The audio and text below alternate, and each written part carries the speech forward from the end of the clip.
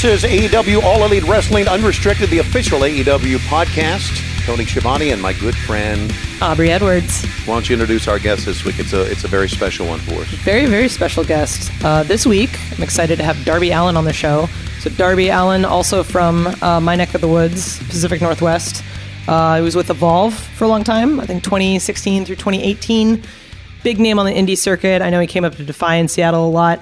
Lucha Libre AAA, June 2018. Darby, you've got like a super, super impressive resume. Very, very happy to have you today. Thanks for having me.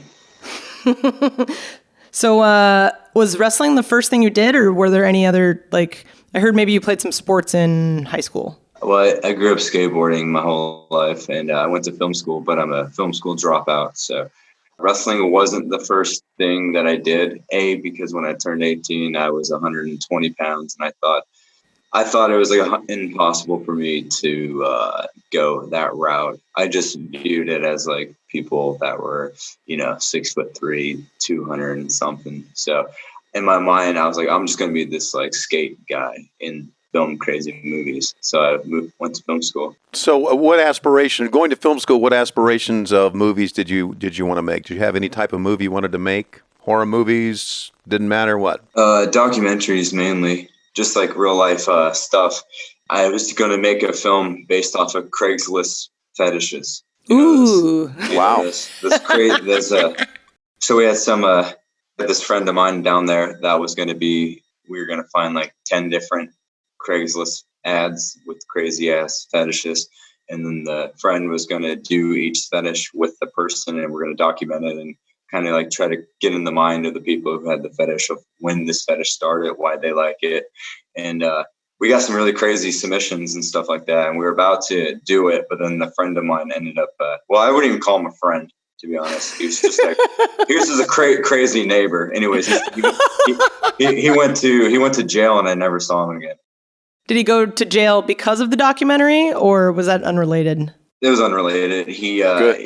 He tried to break into this person's apartment and beat him up, and they locked the door, so they were neighbors. So he went in through the other door, his house, and because at the apartment complex, he started taking a vacuum and bashing through the wall to try to crawl through the hole and get to the neighbor. But the cops came, and that was the last I ever saw of him. Jeez. All right. So with filmmaking, documentaries, like, is there anything in particular you're working on right now? Not so much documentaries, but more than just like a movie. We're making a full-length movie. Ooh. And we haven't started it yet because everything's going like hectic right now. But I have the film crew and everything already ready. It's based out of Atlanta, this film crew, so they've been working on a lot of projects. But I've already got the screenplay and everything done, and I'm just waiting to pull the trigger on it to start filming. I don't think fans realize this, but the videos that are in Dynamite are the ones that you produce yourself, right? Oh yeah. Me and my friend Max Yoder, he's a skate friend of mine, and he films for Thrasher magazine and all these other skate like videos, and he just comes over and we get to it and we edit it, film it. Just a 2-man crew. Yeah, they're really well done. You ever work on any screenplays? You got anything on your computer that you've written? Yeah. I got a full screenplay for my new movie coming up. It's a kind of a dark comedy and stuff like that. I got everything finished on that, and I'm just, like I said, waiting to start filming. Because I've been planning this movie since I dropped out of film school. I've had this idea in my head forever, and now that I have A, the money, and B, the time and everything like that, I'm just really excited to get after it. Why did you choose to go to Arizona for film school in the first place? Because they had a really good film program that I was going to go to. And I also like Arizona. I was born in Arizona, even though I moved to Seattle when I was like super young, but I was actually born in Arizona. But I really wanted to go to Arizona because there's like a lot of good skating at the time too that I wanted to, it's like sunny all year round. So I was just like, I'm going to skate and go to film school. In my mind, that was the dream. So you grew up in Seattle, and you went to Arizona to go to film school, and now you live in the Atlanta area now, right? Oh, yeah. What brought you to Atlanta? Well, training in Seattle, as you may know, Aubrey, it's kind of like the black hole of the wrestling community. Like, no one's going to fly you from Seattle to Chicago or to New York or, to Florida. You'd have to be like was already a made man to kind of get that treatment. But I knew like coming up, there's no way people were going to fly my ass. So I decided to move across country to Florida. And from Florida, I ended up coming to Atlanta. Well, it's a cool place to live, Aubrey. Even though it's East Coast. Yeah. Yeah, I don't know. It's grown on me. It's grown on me. I was kind of like, if someone told me I'd be living in Georgia or Atlanta, I'd be like, there's no way. Like, I never saw myself doing that. So, sure. But now that I'm here, I love it. Yeah. Do you think you're going to be there long term? Oh yeah. We're buying this house that I have right now, and it's lucky enough to have like 13 acres of land. And, wow. That's great. Yeah. Screw around all day and ride, quads or 4x4s and all these other build skate ramps and do crazy shit. It's great, isn't it? I mean, you can shoot your little videos that you do for AEW. It's on your land and everything, right? Yeah, and I got a wrestling ring downstairs. Wow. That was the wrestling ring that was in Lance Archer's promo package, wasn't it? Yeah, sure was. Yeah, it's a kind of advantage that it's like, oh yeah, Darby's here. We can just use his 13 acres and his wrestling ring. This is convenient. Yeah, no. Darby, I want to talk a little bit about sort of your straight edge lifestyle, because I know that's something that's kind of a really important to who you are as both a person and a performer. How did that come about? Lots of reasons, but just growing up and having friends, close friends and family members kind of waste their life on drugs or alcohol. It kind of sucked to see that they couldn't reach their full potential in life, and then they're sitting around blaming it. Oh, I didn't make it to where I wanted in life because of alcohol or drugs. And I was sick of hearing these excuses. So I told myself a long time ago, if I fail in life, I can't blame it on the alcohol or the drugs. It's going to be 100% my fault, and I have no one to blame it on except my own self. So, and plus, everything with my uncle growing up and all this crap. I don't know. It just feels right for me. And since I've started with wrestling, I haven't taken a pain pill or anything. I don't even take aspirin. And that's a shock to some because of the stuff that I do. All I'd have to credit for is just stretching and icing and just eating, taking care of yourself. Yeah. Yeah, it's shocking every time I work with you. And I'm like, oh yeah, here's just another crazy bump that Darby took, and he's totally fine walking around after, not dead. That's the first time I've heard you don't even take aspirin, and I'm completely shocked because of the crazy things you do. Yeah. Yeah, no. Wow. I just take a lot of ice baths, and I have so much stuff at my house for rehabbing, with massage guns and these shock pads and all this stuff. Yeah. So speaking of pain, I know you've been working on your hand tattoo a little bit recently. So it's got the skeleton and whatnot. I can't imagine. I have a tattoo on my foot, and it was the most painful thing I've ever been through. This hand tattoo, and I'm going in tomorrow to keep going up because I'm going to get my whole left side of my body tattooed. That's so much. Because this is where I paint my face on this side. So I'm getting it touched up. I'm doing more, but it's the hand by far is it was the weirdest pain. It was I sat in that chair for 7.5 hours, just straight to the hand. And I literally was shaking. I couldn't even, I lost track of where I was, and it was bad. It was really weird, but it was the worst pain ever. It's crazy when it's the worst pain, but you're still willing to just go and keep doing it. Yeah. So you are getting a skeleton on the left side of your body. Is that it? Just the arm, just because I already have. Yeah, and it's probably go up to the neck and stuff like that. But I don't know if I'm going to touch up the face yet. Right. The straight edge tattoo, was that the first one you ever got? On my knuckles, yeah. That's when I was 17. I got that. Yeah, so you've got that one. You've got the one on your chest, Nothing's Over Till You're Underground. You've got the Relentless. My favorite one, and I've heard a couple versions of this story, is the champ one you have on the inside of your lip. Yeah. How did that come about? Can't really see it right now, but it was just a kind of a commitment to myself to become a champion at one point in my career, and never wanted to be the guy who just sat on his ass and was just happy to be there. It was a thing to be give me the ball, and I'm never going to give it back type thing. And I felt like AEW has given me the opportunity to kind of show my vision of what I Big wanted. time. Yeah, and I feel like I always knew on the independent circuit I had what it took to be a big name. I just needed to be given the opportunity. So Exactly. Well, you got that now. Now, Darby, you did mention in passing here just a few minutes ago your uncle. It's something that we've talked about on TV.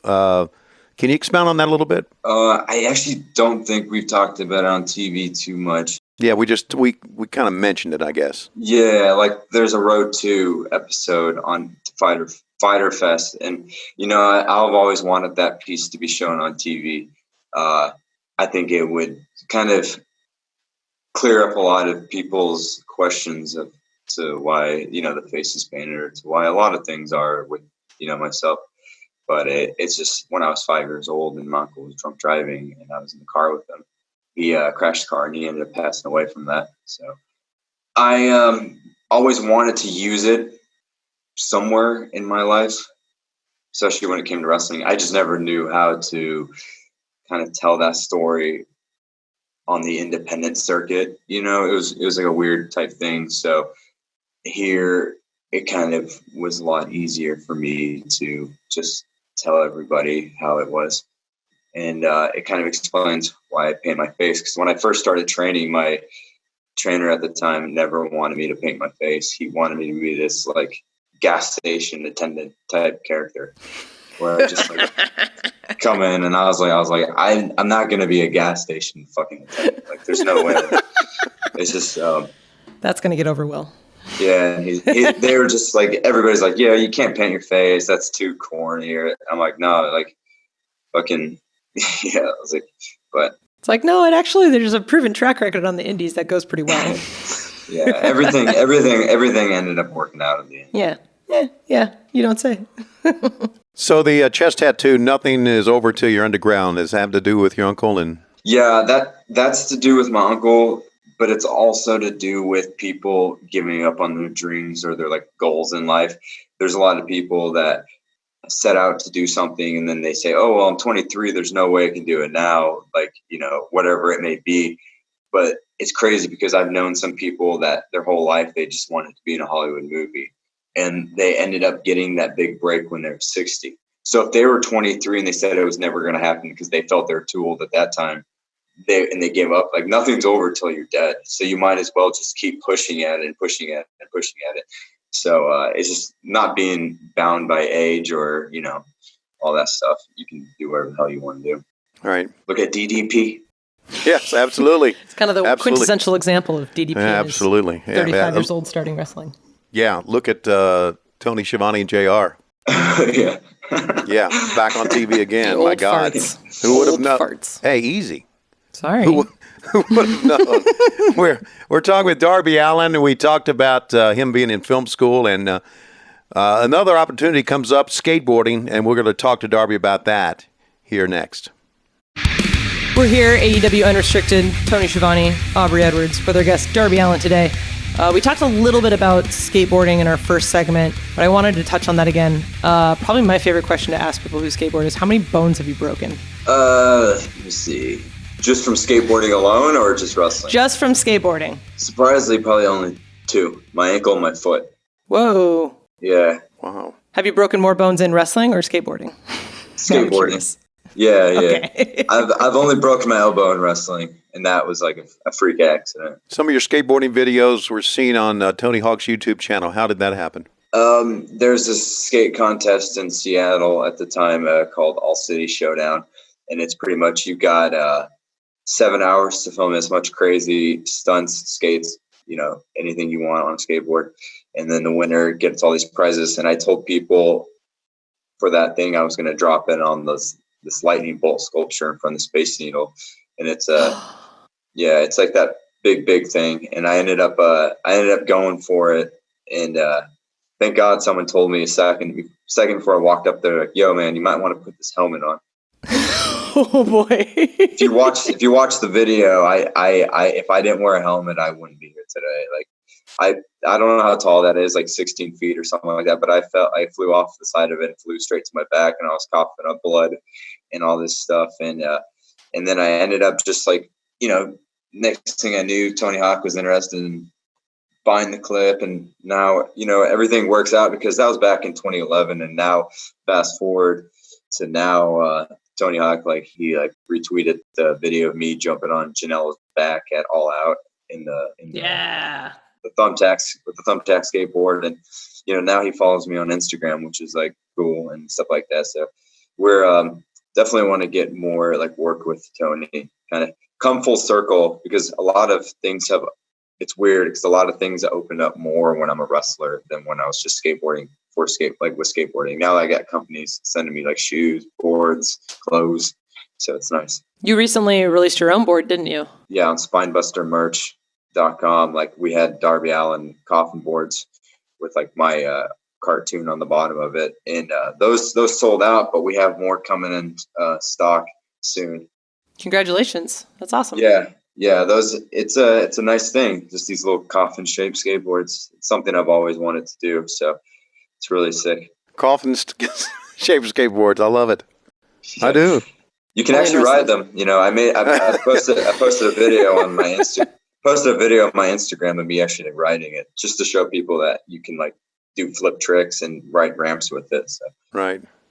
Talk about your involvement on the MTV show Ridiculousness. Oh yeah, that was another fun thing to make money when I was like super broke.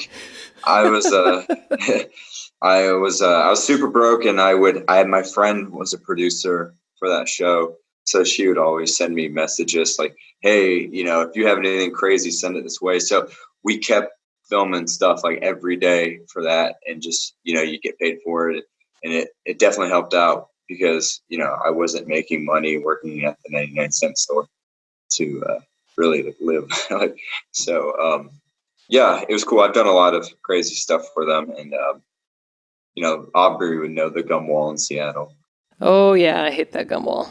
The gum wall in Seattle? Yeah, have you not heard about the gum wall? No, smart me up on this. I'm old. So basically by Pike Place Market, where like the first Starbucks is and all this kind of stuff. Right. There's this little alleyway you walk down, and they literally have, it's like all brick building, and they just have like chewing gum stuck from like as high as people can reach all the way down to the bottom. And it's this, I find it really gross, but people like to visit it. People take their wedding photos in front of it. And I'm like, it's just gum. They had to actually scrape it all off and like repair the wall. And then immediately within like a week, everyone had refilled it with gum again. Yeah, just like a bunch of strangers walking by, chewing their gum, and they stick it on the wall, and it makes this huge collage of art. But for Ridiculousness, I like licked the whole entire wall and ate the side off of it.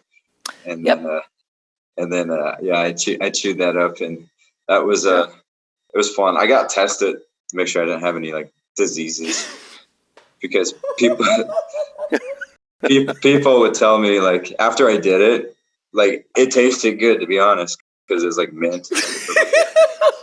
But after I did it, everybody's like, you know how much rats piss on that wall, or you know how much homeless people like have sex on that wall? And I was like, what are you talking about? Like, there's no homeless people. But people kept saying this like crazy stuff. It's kind of like, right. And then the next day I woke up and like, I don't know if it was my mind telling me like something was wrong, but I just kept like freaking out about it. Like, oh, was my mouth like, do I got like, what's going on? So I went to the doctor and like, no, you're fine. Yeah.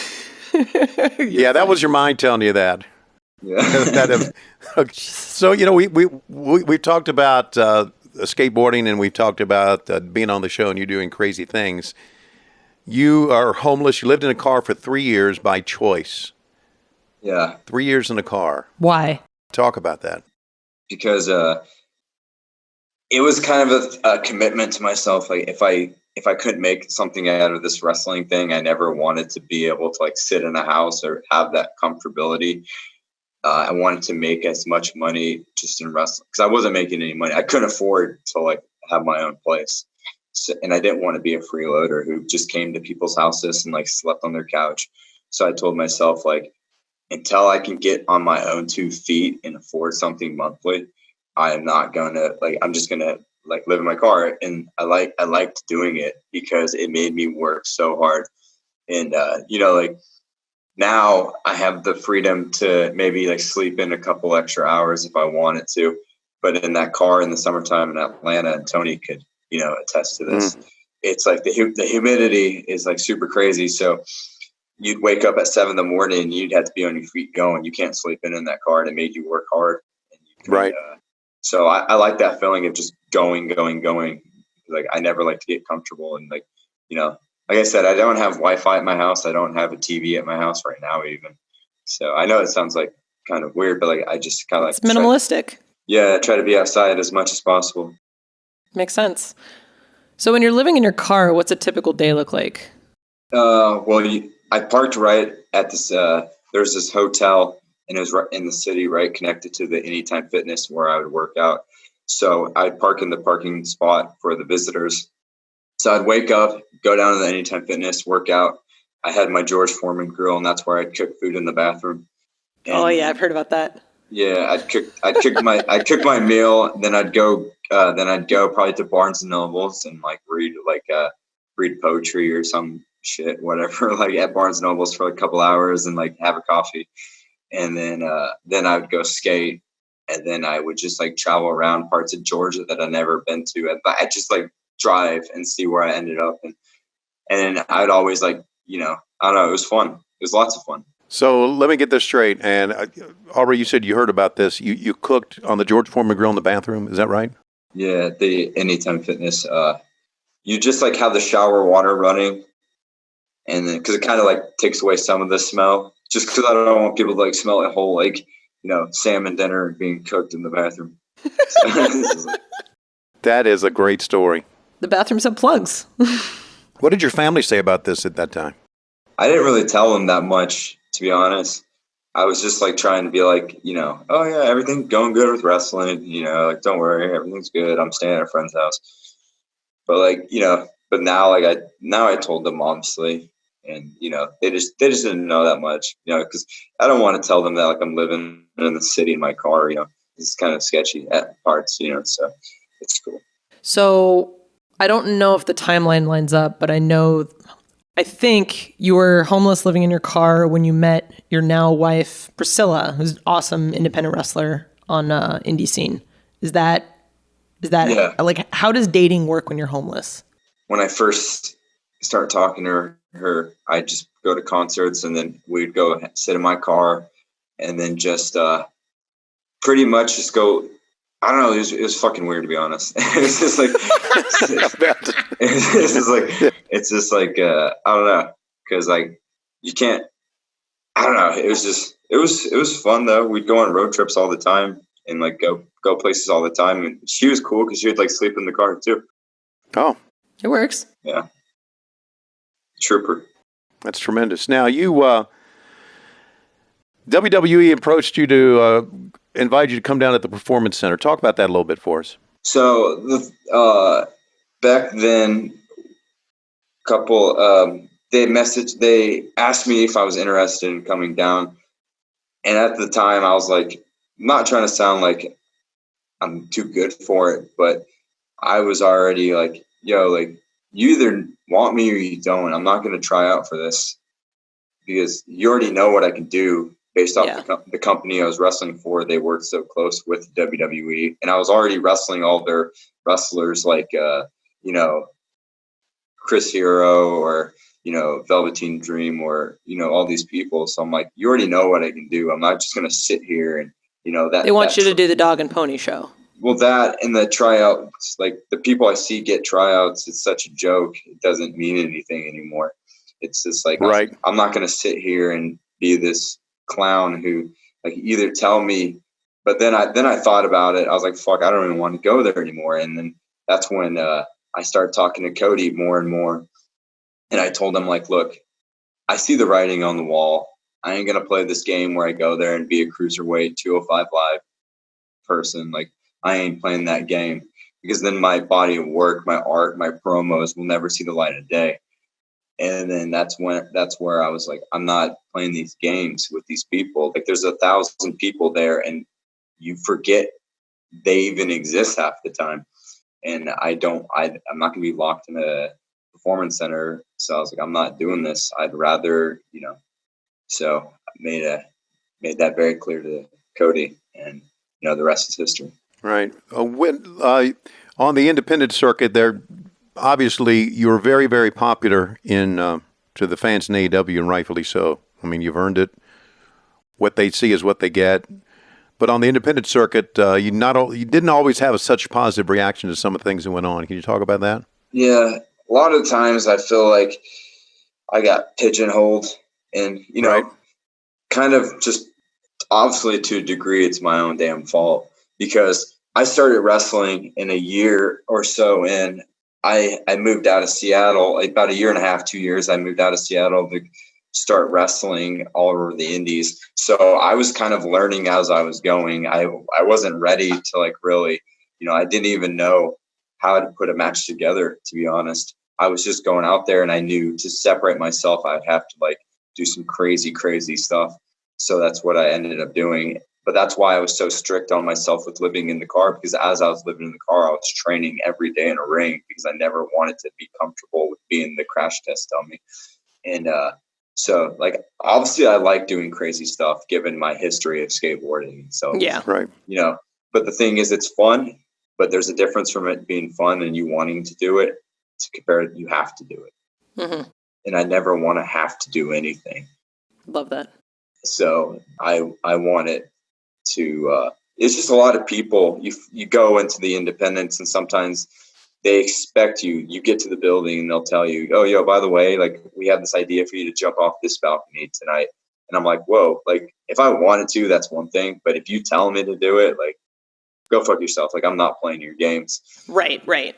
And then I just saw like, as much as I was getting beat up on the indies, and then you would like check your social media and like half of these matches that you do, they don't get released until another year and a half or something. And I was like, what's the deal? Like, just release it for free on YouTube and get more eyes. You're not going to be a millionaire having your little indie show get the $10 like monthly subscription. No one gives a fuck. So it's like, just release it for the wrestlers, like help them out, like so people can see their body of work and see the light of day. I was sick of waiting for my matches to get released, and I was getting pissed off because I felt like what's the point of killing myself if it's going to be released next year? Like I don't see the point in that. So I had it was a love-hate relationship with a lot of independents. But. All right, Darby, coming up, we're going to hear about how you, Darby Allin, got into AEW. We're here with Darby Allin talking about all of his skateboarding past, his movie making past, his skateboarding current and movie making current. You touched on a little bit about how Cody was the one that you got in contact with for AEW. Can you talk a little bit about how that all came to be and sort of your journey into AEW? Yeah, I heard from a friend that Cody was asking what the deal with me was. And no, but I had a match with Pentagon Jr. at Northeast Wrestling on one of their more bigger shows, and that was actually, I feel like, one of the first matches where I kind of held my own, so to speak, and wasn't really so much just out there doing a stunt only, you know what I mean?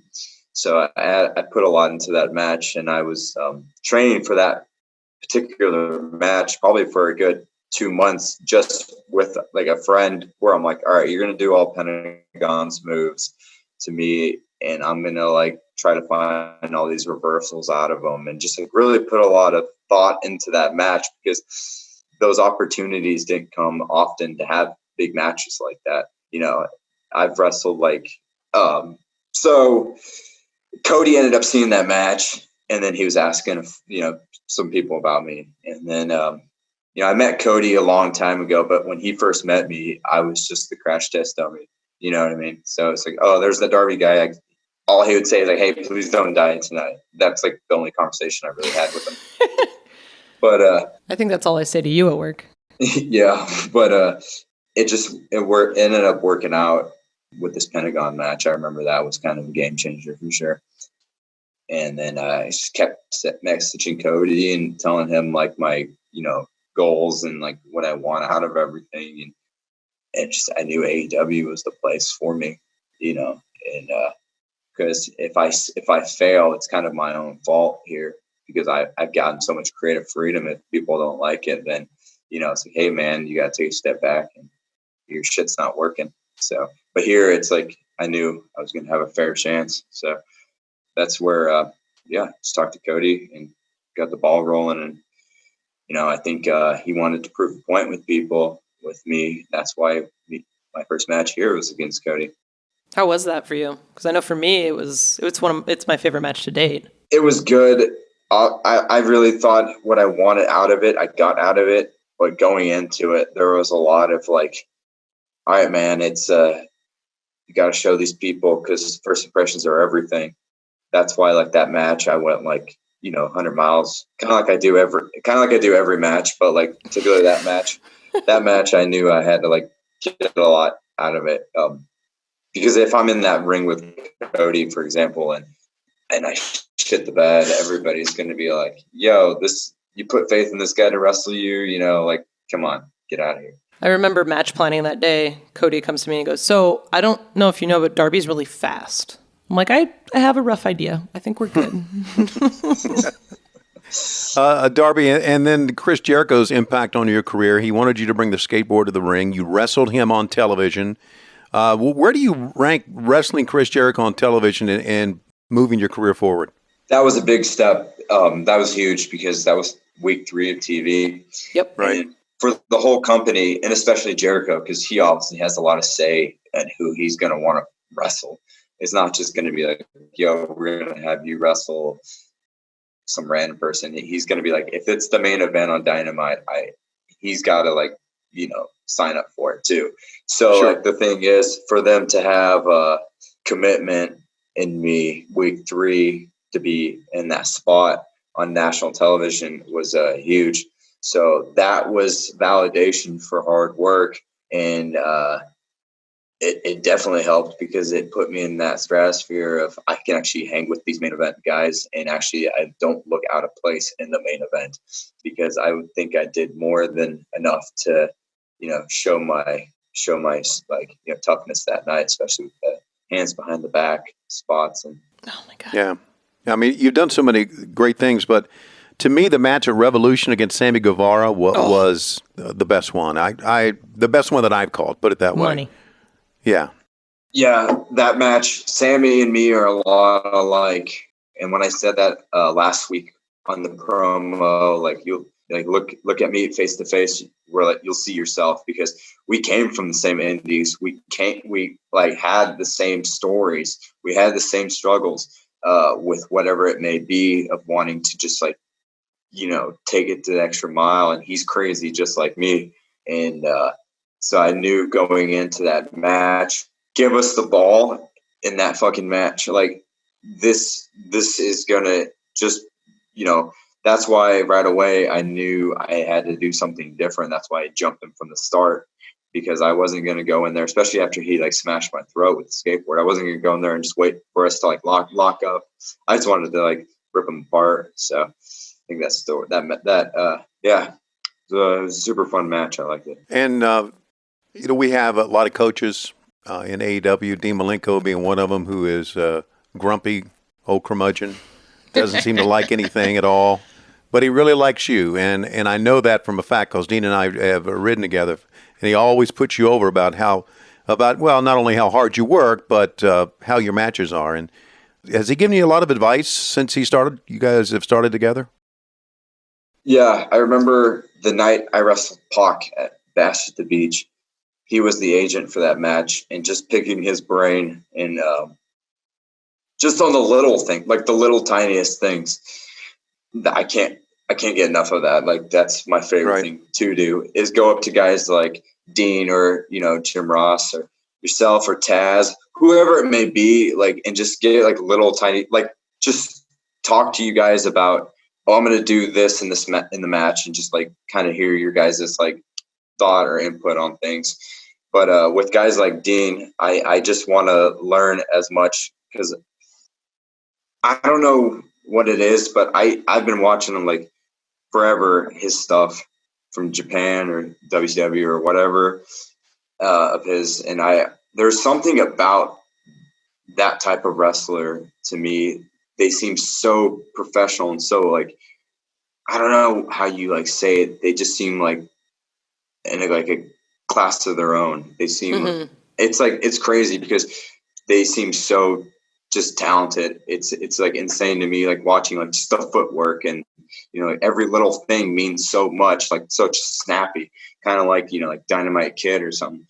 So right. I really like that. And I feel like, to me, a lot of, I don't know, I feel like a lot of like with younger guys on the indies, like I kind of I don't know what it is, but I just don't feel like there's that type of wrestler anymore. I haven't seen anybody like, back when like Dean and that everybody, like Eddie and everybody it just doesn't seem like there's that much young guys like that anymore. And I don't know if it's because social media is giving people, you get kind of more popular pretty fast with social media on for wrestling. So I don't know if people aren't working as hard or what it is, but that's just my thought on it. I don't know if people like just don't work that hard because they have one match and someone sees a GIF of them doing something crazy and then they get all GIFs. They get bookings off this one match, and then they don't have to. I don't have to train anymore. I'm already a made man because someone saw my 630 online or something like that. I'm getting this. But to me, wrestling is just like any other professional sport. They're not going to stop training in the NFL. They're not going to stop training in the NBA. That's why I got a ring. That's why I got a ring downstairs at my house. I always train. I always want to get better. I always want to think of different ways, and just treating this as the sport it is, and just bust your ass. I don't know. Well, would that be the hallmark of Relentless, being the tattoo on your back of your neck? Yeah, I'd say so. Yeah, We had that training session with Malenko down here in Atlanta a couple months ago. And I remember just like, I know it sounds very selfish, but like, I'm like, yo, come to my house and let's just roll around downstairs and like, just shoot the shit in the basement. And I really just wanted to, I don't know, like I could sit for hours. I just want to get better. And there's like, sometimes I just feel like I need to get better and I can't. I don't know. It's just weird. Well, you're obviously getting better, and obviously the fans take note. Tell you just a quick story. My oldest son, Matt, who's 37, lives in New York City, is a big wrestling guy, big time, watches everything. And after the Revolution match, he sent me a text. He said, Darby Allin's the best guy you got. Ooh. And so, and listen, it's not, he's not a casual wrestling fan. He's big time. So the fan reaction to you has now been, and I'm just giving you that as an example, how the fan reaction to you has been tremendous. And you have to appreciate that. What does that mean to you? It means a lot because in my mind, I know like, in my mind, I still feel like the Darby who is working at the 99-cent store. So like having people, get this reaction, I'm like, damn, it's like weird because it's just surprising that everything happened so fast, if that makes sense. Like, and obviously like I put the work in, but like, to have those people like give a damn is all you could ask for. Yeah, well, you're one of the guys when the music hits, the fans pop.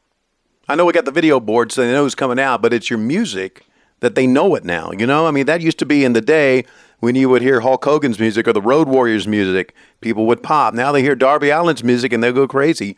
Do you know? I noticed that from sitting out there. Do you notice that? I always expect the worst. I know it sounds crazy, but I heard this old story of Ozzy Osbourne.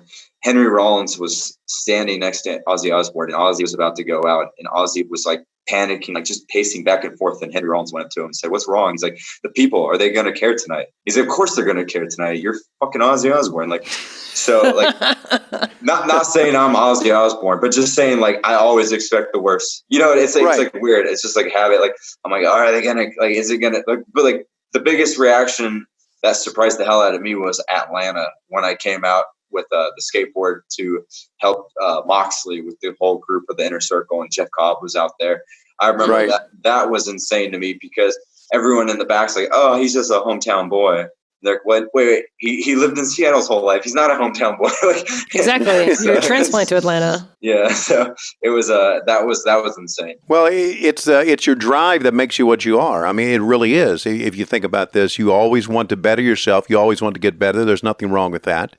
And I always think the great ones in the sport, in any vocation, want to do that. So consider yourself one of those, and never fault yourself by saying, boy, I'm too hard on myself or I'm a defeatist. Nah, that's the way you are, and that's why you've come so far, as you've said so quickly. I know you and I worked together a little bit on MLW, and I saw some of the crazy things you did, and I went, holy shit. I can't believe what I'm seeing. And, you know, I would always talk to you about, Darby, got to take care of yourself. And every time I see you do something crazy, I'm thinking, I hope that kid's okay, because you got a great career ahead of you, man. You really do. What's been the most challenging thing about doing matches on television compared to just doing them on the independent circuits? I mean, you're talking about millions of people now. You're talking about having to work to the cameras as well. What's been the most challenging thing? The most challenging thing to me is just the timing of everything, and being like, when you put a match together now and not wanting to, you got to like space it out more, because you don't want to give anything away during the commercial, unless like that's the point, you know. But like the thing is, it's just like pacing the match. I remember the first night I was on TV was against Jimmy Havoc on episode 2 of Dynamite, and I remember the ref's headset wasn't working, and I did this like we went to all our craziest stuff, like when we were on commercial, and the ref's like the headset, it's broke, and I'm like, all right, well here, it's just like that type of stuff's like crazy to me, right? But it's fun though. I really like the challenge. And I love playing to the cameras. That's like my favorite thing. It's just like, you know, it's storytelling. Finding the camera. Yeah, finding the camera, and like, you know, because I watch wrestling now, and then just like these moments when I watch like older wrestling, and the moments where like it just get a close up of someone's face after like something, it just like it hits so much more to me than you know. So what's been your favorite moment in AEW so far? I'd either say like for me, or just the whole company as itself. I mean, for you. I'd say probably my debut, either my debut or wrestling Jericho.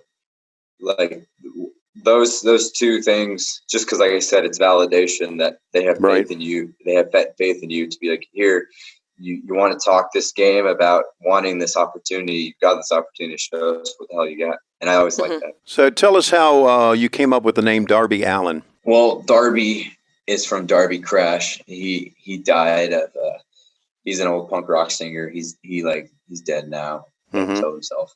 And then Allin is from Gigi Allin. He's another punk rock singer who he's dead now. But I'm seeing a trend. I don't know if it's a good one. No, but the thing is, the reason I like those names is because it's kind of ironic, because I'm straight edge and they both died with like drug related issues. Right. Like, the thing is, they're such captivating people. You get so like enthralled in their personalities, and you remember them forever. And I just remember them like growing up. And the big thing about it, a lot of people don't know, is that movie, The Joker, for example, that just came out, that Todd Phillips directed. His first ever film was a documentary on Gigi Allin, where he followed Gigi Allin around, and Gigi Allin did the craziest things. And Todd Phillips, a lot of people think The Joker is kind of based off of Gigi Allin. So it's just like, you know, picking into the human brain is an interesting thing. So what's next? Just continuing to get better? Is that it for you? You know, every day, seemingly like, right? Yeah, continue to get better, and just within wrestling, just getting that main event on a pay-per-view is, to me, I feel like it's the next step that I need. Right. And then life goal-wise is just film this movie and finish my skate video that I've been working on, which is another thing that's kind of challenging, because I've been filming a skate video, and it's so hard because I can't risk to get hurt. But I want to show people that like I still like very passionate about skating, and the skateboarding that I'm doing on TV isn't a money grab. I'm not trying to like cash in on the industry of skateboarding. I'm actually a very passionate skateboarder, and I really care a lot about it. You know, it made me who I am today. And my goal is just to film one more skate video part, which is craziness. And I've been going on trips and stuff like that, getting these tricks, but it's really hectic. Try not to like get hurt. Right. Jeez. And, you know, things were working so well in 2020 and big crowds, and then the coronavirus hit, and we're all, you know, kind of shut in. Did that slow you down at all? as far as working out and continuing to drive towards your craft? No, because I'm very fortunate enough to have this ring downstairs and the skate ramp stuff. And I've been able to, I have a gym that I go to, like a private gym that I go to like 30 minutes from my house. And very, very fortunate to have all that stuff during this time, because if I didn't have all that, I would definitely be going like crazy. So we got a lot of positive things. Darby, you've been a sensation, buddy, and I'm glad to be here for the ride. And hopefully that this will continue for you, because you've obviously, we knew this before you told us all this stuff, that you've worked very hard and you're very driven and determined. So we appreciate you talking to us. It's incredible to see everything you did on the indies and then just seeing it like pay off week after week. It's awesome, man. Great job. Shout out to Chris Ross. Hell yeah. Okay. Oh my God. Our thanks to Darby Allin. A reminder to subscribe to the AEW Unrestricted podcast, because you can subscribe for free wherever you get your podcast. That's right. For free. That's right. And don't forget, AEW Dynamite each and every Wednesday night at 8 o'clock, 7 Central, only on TNT. Thank you. Yeah. Yeah, I'm Tony Schiavone. I'm Aubrey Edwards. For Darby Allin, thanks for listening, everybody, to AEW Unrestricted.